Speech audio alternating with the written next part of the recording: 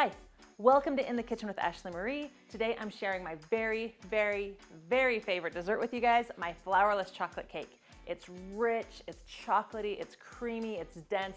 It's pretty much perfection on a plate.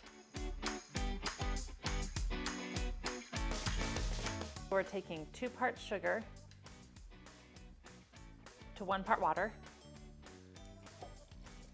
and we're gonna get that all cooked. All the sugar is dissolved, so it's time to add everything else. So the first thing I'm gonna do is add the butter. And that's going to help cool down the mixture just a little bit. Our sugar's cooled down and it's no longer boiling. Now I'm gonna add the chocolate.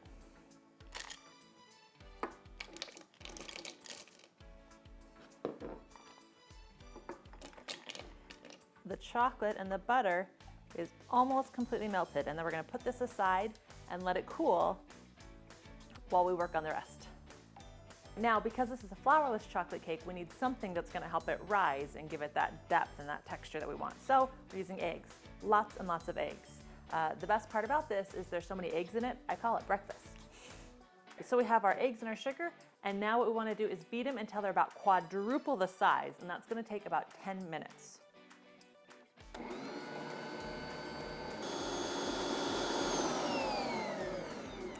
See how it has that great, luscious, rich feel and look to it?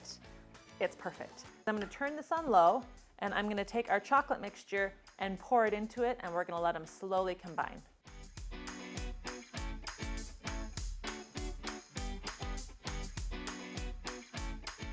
It's even, it's smooth, and it smells so good.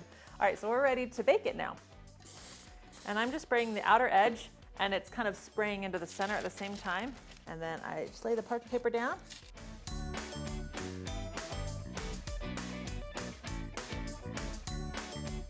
We're gonna use a water bath for this cake. It helps it cook nice and evenly. So this is a 12-inch pan with a little bit of water in it. And you want the water to be about the same height as your batter, sometimes a little bit taller, but if it's too much taller, then this inside pan will just swoosh around too much. And we really want it to be in the center. So about the same height as the batter. And then of course, that's gonna cook down.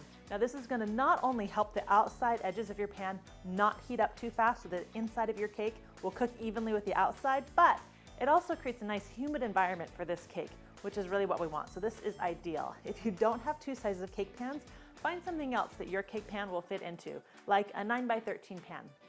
If you have a lower pan that you can't keep a ton of water in, then one of the things you can do is about halfway through baking, you can check and see if your water's almost gone and pour some more water into it. Just make sure that whatever water you add to a water bath is boiling. All right, let's put it in the oven. Remember to carry it carefully so you don't spill any of that hot water on yourself. And you can see that it started to rise above the pan. And then stick my tester in all the way. Pull it out. Oh, came out clean with some crumbs. We're ready to go. We need to get this inside pan out of the outside pan so that it can keep cooling off, and we want to be able to flip it onto a cake stand before it settles too much, because this top crust, as you can see, it's already settled quite a bit. As this continues to cool, it's gonna settle even more. If we let it continue to settle without flipping it over, it's actually gonna end up cracking this top, and then it will be a lot harder to get out of the pan later. So I'm gonna slide it under here and see if I can pop this pan up. So I just want to lift it up enough that I can pull it up even higher.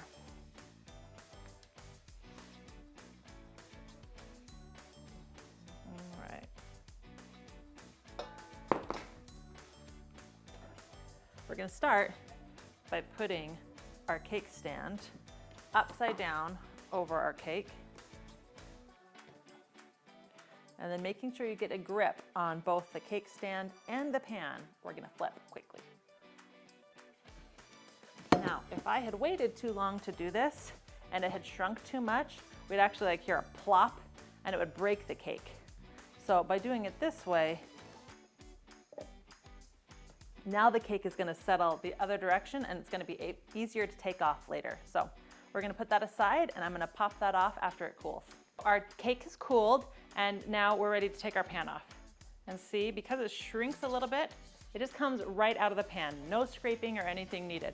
Just grab one side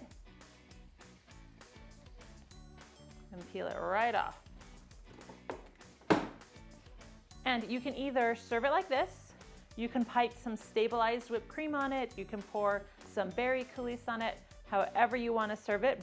This is a really, really dense cake and very, very rich. So people are going to think you're stingy when you cut them a little itty bitty slice, but believe me, if you cut them a huge slice, they're not going to finish it. All right, so you can see it's just amazingly moist.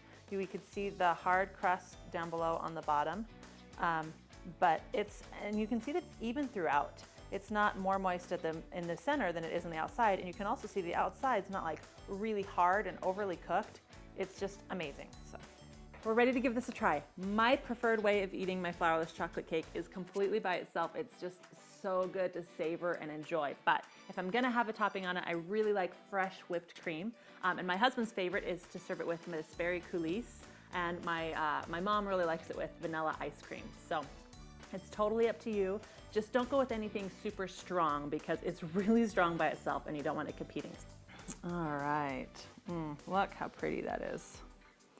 Make sure we get some of the whipped cream, some of the coulis. You know, I make it like once a month, and every single time I'm reminded of just how much I love this dessert.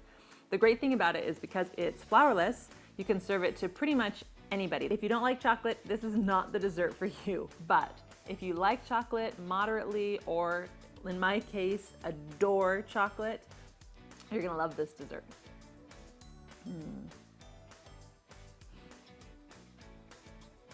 I wish we had like smell-o-vision and you could just at least get a whiff of how amazing this is. If you enjoyed this recipe, either the flourless chocolate cake or the berry coulis, and you're interested in more, don't forget to subscribe. Also, if you have anything that you've seen on my site or something you haven't seen that you just want to learn, leave me a comment and I will make sure to get to it. Thanks for watching.